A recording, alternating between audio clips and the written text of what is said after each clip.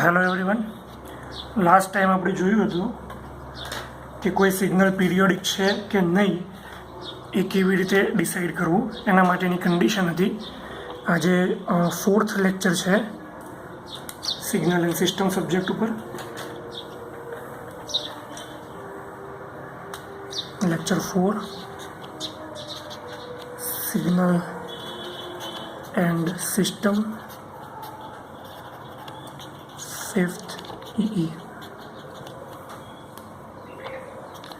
Okay, તો એમાં અમુક એક્ઝામ્પલ આપણે હોમવર્કમાં તમને આપ્યા હતા અને અમુક એક્ઝામ્પલ આપણે અહીંયા ડિસ્કસ કર્યા હતા. તો ઓલમોસ્ટ કોઈ સિગ્નલ પીરિયોડિક છે કે નહીં એના વિશેનું ડિસ્કશન કમ્પ્લીટ થઈ ચૂક્યું છે, બરાબર. એના પછી આપણે ઇવન અને ઓડ ફંક્શન ઉપર પણ વાત કરી હતી કે કેવી રીતે કોઈ ફંક્શનને ઇવન કહી શકાય અને કેવી રીતે કોઈ ફંક્શનને ઓડ કહી શકાય, અને એના એક્ઝામ્પલ પણ આપણે ડિસ્કસ કર્યા હતા આ ટાઈપના ઇવન એન્ડ ઓડ ફંક્શન ઉપર, બરાબર. તો આ રીતનું હોય કન્ડિશન આ હતી, ફંક્શન ઓફ એક્સ હોય અને એમાં ફંક્શન ઓફ -x મૂકવાથી ફરીથી પાછું ફંક્શન ઓફ એક્સ મળે છે તો સિગ્નલ ઇવન છે, અને ફંક્શન ઓફ -x મૂકવાથી minus of function of x મળે છે તો સિગ્નલ ઓડ છે. અને ઇવન કોઈ પણ સિગ્નલ એ ઇવન સિગ્નલ અને ઓડ સિગ્નલ એવા બંને સિગ્નલનું બનેલું હોય એમ વિચારી શકાય. અને એ માટેની આ કન્ડિશન છે કે ઇવન સિગ્નલ ફાઇન્ડ કરવું હોય તો એ ફંક્શન એક્સ ઓફ ટી અને એનું એક્સ ઓફ નેગેટિવ ટી એ બંનેનું એડિશન કરી અને એનું મેગ્નિટ્યુડ 1/2 કરવામાં આવે તો એક્સ ઓફ ટીનો ઇવન પાર્ટ મળે.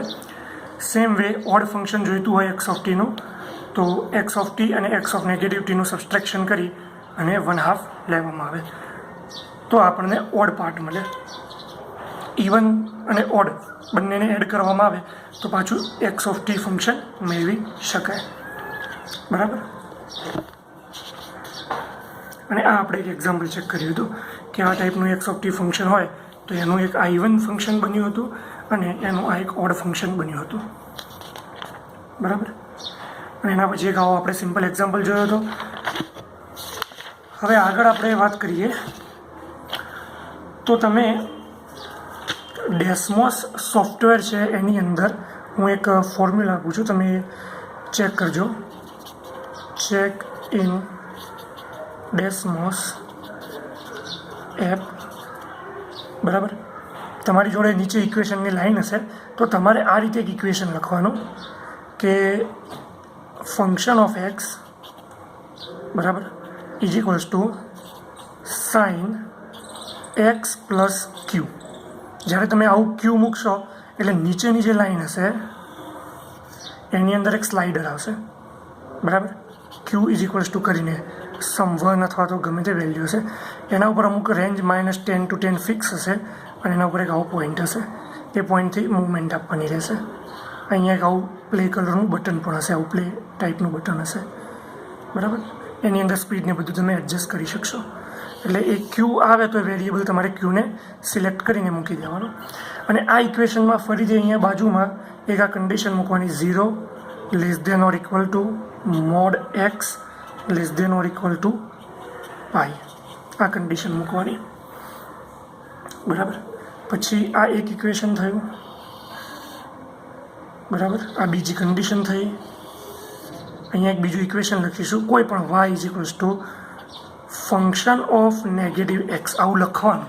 એફ લખવાનો, એક બ્રેકેટ અંદર જે આવે કીપેડ, બે ન્યુમેરિકલ અને આલ્ફાબેટિકલ બે કીપેડ આવશે, એમાંથી એફ બ્રેકેટ એક્સ એવું ચૂઝ કરવાનું, ઇક્વલ ટુ પછી સાઇન એવું લખવાનું SIN, પછી બ્રેકેટ એક્સ લખવાનો પ્લસ ક્યુ લખવાનો, આ બ્રેકેટ કમ્પ્લીટ કરવાનો, curly bracket 0 less than or equal to મોડનું પણ નિશાની તમને મળી જ રહેશે, એક્સ આ બધું તમને એમાંથી મળી રહેશે. આવું એક ઇક્વેશન બનાવવાનું, આવું બનાવવાનું, આવું બનાવવાનું. એના પછી બીજું એક ઇક્વેશન આવું બનાવવાનું, બરાબર. આનો તમે રેડ કર્વ લઈ લેજો, માની લો કે, અથવા તો કોઈ પણ એક કલર લઈ લો. અહીંયા આનો તમે અત્યારે બ્રાઉન કલર લઈ લેજો, બરાબર. આ રીતનો બ્રાઉન કલર અહીંયા આવશે, સિલેક્ટ કરવાનું કલર. એના પર લોંગ પ્રેસ કરશો ને એટલે બાજુમાં કલર આવશે, એક સિલેક્ટ કરી લેવાનું. પછી આ ઇક્વેશન લખવાનું કે 1/2 function of x plus function of minus x આવું લખવાનું. કશું બરાબર કે એવું કંઈ કરવાની જરૂર નથી, ફક્ત આટલું લખશો એટલે લખાઈ જશે ઇક્વેશન. બરાબર. આનો કર્વ ગ્રીન સિલેક્ટ કરજો, કલર આનો. બરાબર. અને પછી એક બીજું ઇક્વેશન લખવાનું, એ લખવાનું 1/2 function of x minus function of minus x. બરાબર. આ જે પાર્ટ છે એ ઇવન પાર્ટ છે, આ પાર્ટ છે ઓડ પાર્ટ છે. અને કલર જો સિલેક્ટ કરો તો આ બંનેની અંદર બ્લેક કલર સિલેક્ટ કરવાનો. બરાબર. એટ અ ટાઈમ કોઈ એક જ ચાલુ રાખવાનું, એટલે તમને એક વેવ જોવા મળશે. અને એ સ્લાઇડરથી તમે આને ચેન્જ કરશો ને તો આ વેવફોર્મ સ્ટાર્ટ હશે તો તમને થ્રુ આઉટ કોઈ પણ રીતે તમે વેવને બદલો, તમને ઇવન જ પાર્ટ મળશે. પછી તમે આને બંધ કરીને આ ચાલુ કરશો અને આ સ્લાઇડર મુવમેન્ટ આપશો તો તમને કોઈ પણ રીતે ઓડ પાર્ટ્સ જ મળશે. બરાબર. આટલું ડેસમોસમાં તમે ચેક કરજો. તો આ થઈ ગઈ વાત ઇવન અને ઓડ પાર્ટની. બરાબર. એના પછી આપણે એક બીજો એક્ઝામ્પલ પણ ડિસ્કસ કર્યો હતો, મેં તમને હોમવર્કમાં આપ્યો હતો એક્ઝામ્પલ. એક એક્ઝામ્પલ હોમવર્કવાળો એક્ઝામ્પલ આ હતો કે એક્સ ઓફ ટી, હોમવર્ક એક્ઝામ્પલની વાત કરું છું, x of T is equals two 1 plus T cube cos cube tan T. બરાબર. તો આમાં મેં તમને એક 3/4 વાળું ફોર્મ્યુલા પણ વાપરવાનું કીધું હતું કે use this formula cos cube theta and that is equals to 3/4 theta, 3/4 cos theta plus 1/4 cos 3 theta. બરાબર. આવું એક ફોર્મ્યુલા હતું. એના સિવાય પણ તમે આ મેથડ જે કર્યું હોય તો આ તો સાચું છે જ, એના સિવાય તમે આ જો મેથડ કરી છે તો એ પણ સાચું જ છે કે cos negative tan t is also equals to cos cube negative tan t is also equals to cos tan t. બરાબર. આ વસ્તુ પણ સાચી છે, એટલે બંને રીતે સેમ આન્સર આવે છે. Just you need to verify. હવે બીજા બે એક્ઝામ્પલ વધારે આપું છું ફ્રોમ હોમવર્ક.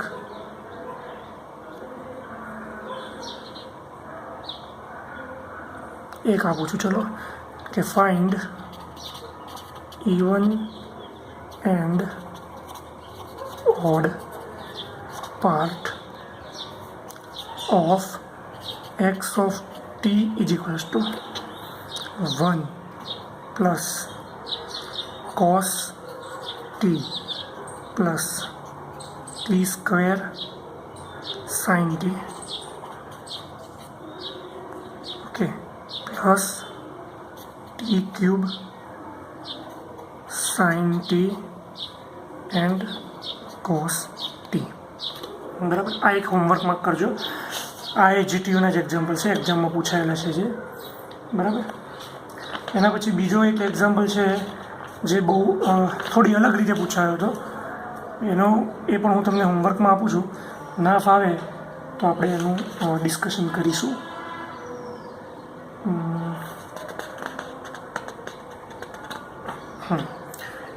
એમાં તમારે સ્કેચ કરવાનું છે. બીજો હોમવર્કનો એક્ઝામ્પલ છે એની અંદર તમારે સ્કેચિંગ કરવાનું છે. તો તમને શું આપ્યું છે? Find out the even and odd part of the following signal. ફક્ત આટલું જ લખ્યું છે. Find out even and odd part of following signal. તો ઇવન એન્ડ ઓડ પાર્ટ આપણે ફાઇન્ડ કરવાનો છે ફોલોઈંગ સિગ્નલનો. તો એની અંદર એક આ રીતનું તમને વેવ આપેલું છે.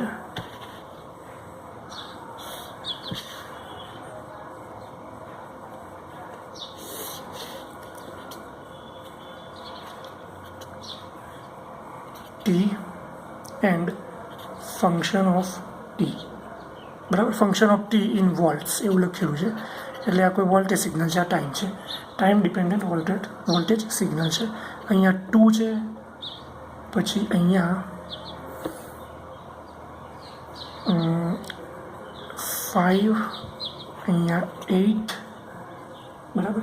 પછી અહીંયાથી અહીંયા સુધી 2, 1, 2 અને પછી 1-2 લાઈન છોડીને 4, બરાબર. અહીંયા મિડલમાં અને આ રીતે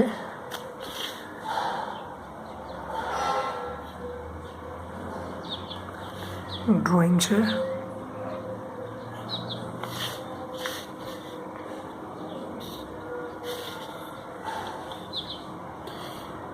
તમારે આ સિગ્નલનો ઇવન પાર્ટ અને ઓડ પાર્ટ ફાઇન્ડ કરવાનો છે, બરાબર. ગ્રાફિકલી કીધું નથી, કોઈ ઇક્વેશન લખવાનું નથી. ગ્રાફિકલી હું કહી દઉં છું તમને, 4 માર્ક્સમાં છે ગ્રાફિકલી. એટલે કોઈ ઇક્વેશન બનાવવાની જરૂર નથી કે અહીંયા આ લાઇનનું ઇક્વેશન, આ લાઇનનું, આ લાઇન એવું કંઈ બનાવવાની જરૂર નથી. તમારે ફક્ત આ ઇક્વેશન, આ ગ્રાફના 2 પાર્ટ બનાવવાના છે, એક ઇવન પાર્ટ અને એક ઓડ પાર્ટ, બરાબર.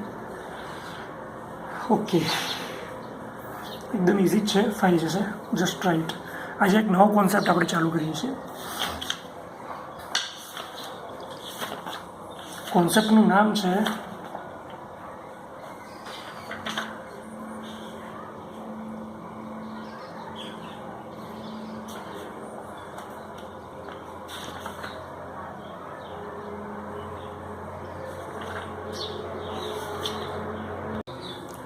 એક બીજો પણ એક્ઝામ્પલ છે. એ એક્ઝામ્પલ પણ તમે કેલ્ક્યુલેટ કરજો. ના ફાવે તો આપણે એને ડિસ્કસ કરીશું ગૂગલ મીટમાં. Find and sketch even and odd part. Even and odd part.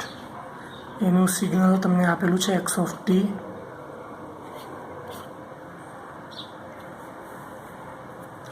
એક છે t, x of t is equals two t, અને એ સિગ્નલ છે 0 થી લઈ અને 1 સુધી, બરાબર. પછી બીજું સિગ્નલ છે 2 માઇનસ t, એટલે લાઇન છે બીજી, અને એ છે 1 થી લઈ અને 2 સુધી. આ એક વેવનો શેપ છે. જેમ આ શેપ છે ને એવી રીતે આ પણ એક શેપ છે. તમે આ ટાઈપનું ડ્રો કરવાની તમારે કોશિશ કરવાની, અને પછી એનો ઇવન અને ઓડ પાર્ટ ફાઇન્ડ કરવાનો છે. હવે ઇવન અને ઓડ પાર્ટ તમે આનો ગ્રાફિકલી ફાઇન્ડ કરજો. ઇક્વેશન આપી છે એટલે તમારે એક આવો ગ્રાફ બનાવવાનો છે, અને પછી ગ્રાફિકલી, પછી ઇક્વેશન નથી એપ્લાય કરવાના, જસ્ટ સ્કેચ કરવાનું છે, બરાબર. સ્કેચ ઇટ એટલે તમારે આ પણ વસ્તુ ગ્રાફિકલી જ ડ્રો કરવાની છે, બરાબર. તમને 4 માર્કમાં પૂછ્યું હોય ને આ ટાઈપનું કહું તો તમારે ઇક્વેશન ફાઇન્ડ કરવાની જરૂર નથી. Always try to go through the graph. Okay, તો આજે આપણે થોડો નવો ટૉપિક ડિસ્કસ કરીએ છીએ, અને એ ટૉપિકનું નામ છે energy signal and power signal, બરાબર. Energy and power signal. Energy and power signal.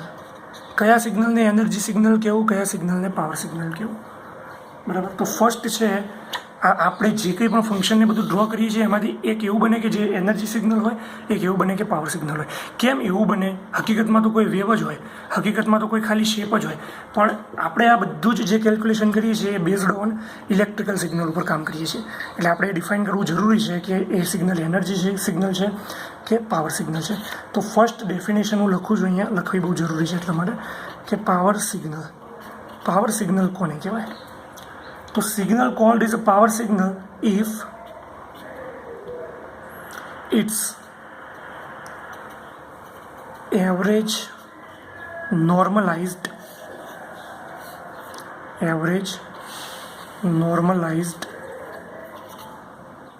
power, એના ઉપર મેં ડબલ ઇન્વર્ટેડ કોમા કર્યા છે. If it's average normalised power. આ એવરેજ અને નોર્મલાઇઝ પાવર શું છે?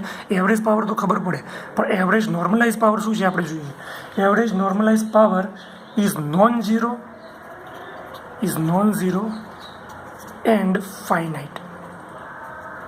એટલે એની વેલ્યુ 0 ના હોવી જોઈએ અને એની વેલ્યુ ઇન્ફાઇનાઇટ ના હોવી જોઈએ. એટલે એની વેલ્યુ 0 તો ના હોવી જોઈએ, પણ કંઈક કોન્સ્ટન્ટ હોવી જોઈએ, પણ એવી પણ ના હોવી જોઈએ કે ઇન્ફાઇનાઇટ મળે. એટલે its value should be non zero and finite. તો એ ટાઈપના સિગ્નલને પાવર સિગ્નલ કહેવાય. હવે એવું ઓબ્ઝર્વ થયું છે કે almost all periodic signals are power signals. એટલે મોસ્ટલી પાવર સિગ્નલની અંદર જેટલા પણ પીરિયોડિક સિગ્નલ હોય પાવર સિગ્નલમાં આવે. સાઇન, કોસાઇન એ બધા પીરિયોડિક સિગ્નલ કહેવાય. એક્સપોનેન્શિયલ એ બધા નોન પીરિયોડિક સિગ્નલ કહેવાય. તો મોસ્ટલી સાઇન અને કોસાઇન જે સિગ્નલ છે એ પાવર સિગ્નલમાં આવે છે. ઓલમોસ્ટ ઓલ, બધા નથી હા, પણ મોસ્ટલી પાવર સિગ્નલમાં આવે છે. એનર્જી સિગ્નલ કોને કહેવાય? Energy signal. તો એવું સિગ્નલ કે having finite non zero total normalised energy. Signal having finite non-zero total normalized energy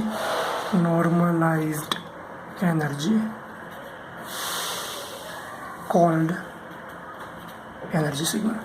તો એવું સિગ્નલ કે જે ફાઇનાઇટ હોય, ઉપરના જેવી કન્ડિશન, નોન ઝીરો હોય અને એનો નોર્મલાઇઝ એનર્જી હોય, ટોટલ નોર્મલાઇઝ એનર્જી એની ફાઇનાઇટ અને નોન ઝીરો હોય તો એને એનર્જી સિગ્નલ કહેવાય. એટલે ડેફિનેશન ઉપરથી તમને એવું લાગશે કે એવું પાવર સિગ્નલ કે જેનો પાવર નોન ઝીરો અને ફાઇનાઇટ હોય તો પાવર સિગ્નલ.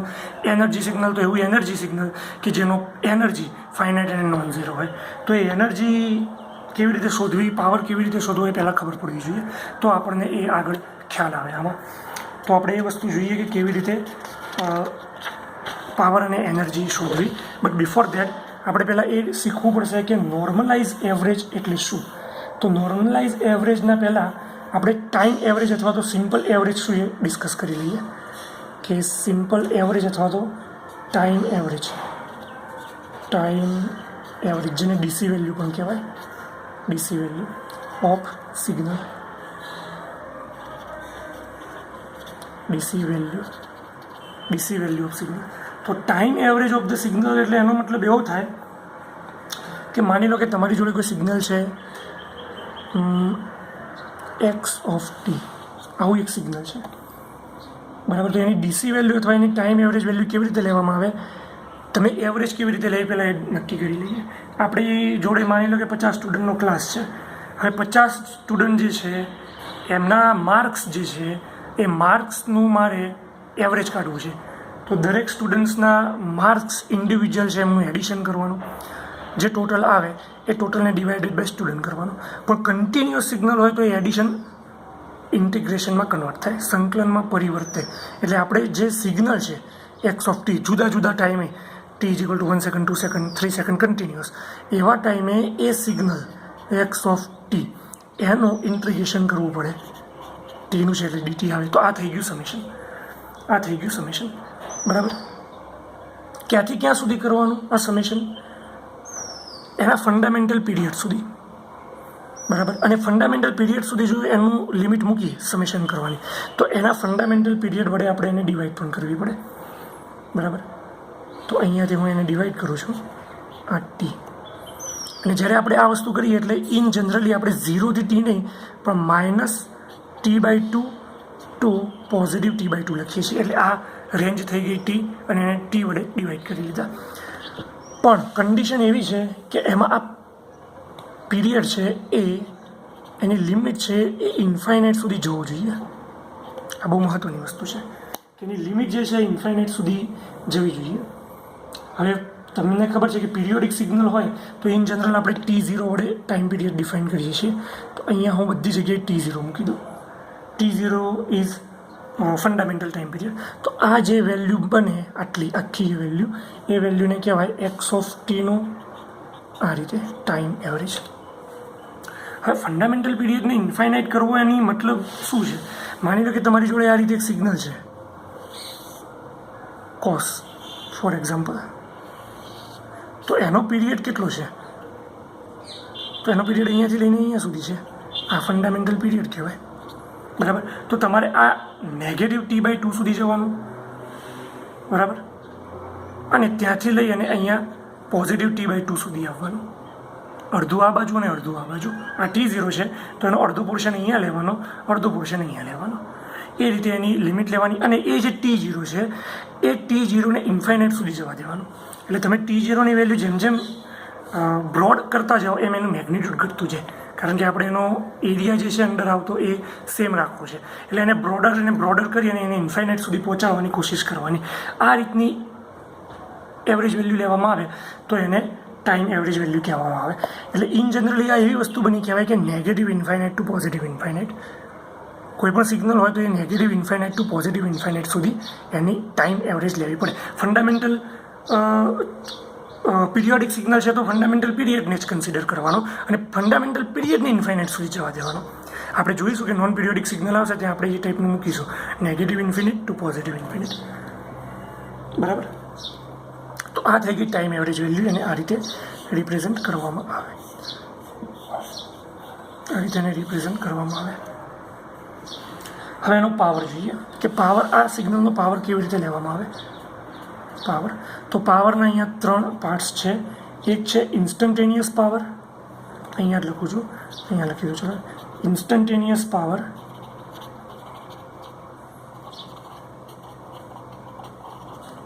બીજું છે નોર્મલાઇઝ્ડ પાવર, નોર્મલાઇઝ્ડ ZED અથવા SID, નોર્મલાઇઝ્ડ પાવર. અને average normalised power, average normalised power. તો ઇન્સ્ટન્ટેનિયસ પાવર, નોર્મલાઇઝ પાવર અને એવરેજ નોર્મલાઇઝ પાવર. કેમ આપણે 3 પાવર ડિસ્કસ કરીએ છીએ? આ પાવર, એવરેજ નોર્મલાઇઝ પાવર, જેની આપણે વાત કરવાની છે, ત્યાં સુધી પહોંચતા પહેલાં આપણે ઇન્સ્ટન્ટેનિયસ પાવર, એના પછી નોર્મલાઇઝ કેવી રીતે કરવું પાવર, અને પછી એની એવરેજ કેવી રીતે લેવી, એ એવરેજનો અહીંયાથી યુઝ કરીશું. ઇન્સ્ટન્ટેનિયસનો અને નોર્મલાઇઝનો અહીંયાથી યુઝ કરીશું. તો સિમ્પલ માની લો કે આપણું જો કોઈ સિગ્નલ છે x(t), પહેલી વાત કરું આ ઇન્સ્ટન્ટેનિયસ પાવરની, ફર્સ્ટ ઇન્સ્ટન્ટેનિયસ પાવર. તો ઇન્સ્ટન્ટેનિયસ પાવરની અંદર x(t) આપણું સિગ્નલ છે. તો x(t) સિગ્નલ જે છે એ કાં તો વોલ્ટેજ હોય કાં તો કરંટ હોય. આપણે એ રીતે ચાલીશું.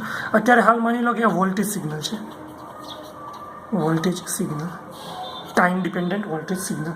બરાબર. તો એનો ઇન્સ્ટન્ટેનિયસ પાવર શું થાય? ઇન્સ્ટન્ટેનિયસ પાવર, એનો ઇન્સ્ટન્ટેનિયસ પાવર થાય v² ડિવાઇડેડ બાય r. બરાબર. એટલે અહીંયા x સિગ્નલ છે તો x²t ડિવાઇડેડ બાય r.